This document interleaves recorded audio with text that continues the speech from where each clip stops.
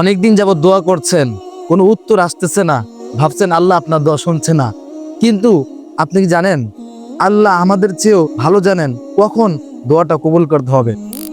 আল্লাহ তাআলা সূরা আন-নামের 128 নম্বর আয়াতে বলেন, ইন্না রব্বাকা হাকিমুন আলিম, নিশ্চয় তোমার প্রতিপালক প্রজ্ঞাময় এবং সর্বজ্ঞানী। রাসূল সাল্লাল্লাহু আলাইহি ওয়াসাল্লাম হাদিস শরীফে বলেন, তোমাদের মধ্যে যারা দোয়া করে তারা যেন এটা না বলে যে আমার দোয়া কবুল হচ্ছে না, এত দোয়া করছি আমার দোয়া কবুল হচ্ছে না, এটা যেন তারা না বলে। তারা যেন দোয়া করতেই থাকে।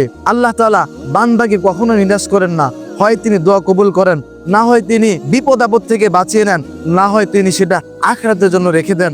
আমাদের উচিত দোয়া করার সময় দোয়া করতেই থাকা এবং এটা না বলা আমার দোয়া কবুল হচ্ছে না, আল্লাহ মনে হয় আমার কথা শুনছেন না। আল্লাহ সবই শুনছেন, আল্লাহ সবই দেখছেন। আপনার সম্পর্কে আল্লাহ প্রতি সেকেন্ডের হিসাব রাখেন।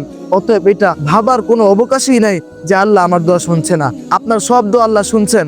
আপনি যে দোয়া করেছেন এটা আপনার জন্য কখন প্রয়োজন, আপনি কখন এটার জন্য উপযোগী সময় হবে, সেই সময় ইনশাআল্লাহ আল্লাহ আপনার দোয়া আপনার জন্য কবুল করবেন। না হয় সেটা আখিরাতের জন্য রেখে দিবেন, না হয় সেটা আপনার বিপদ মুক্তির জন্য কারণ হতে পারে।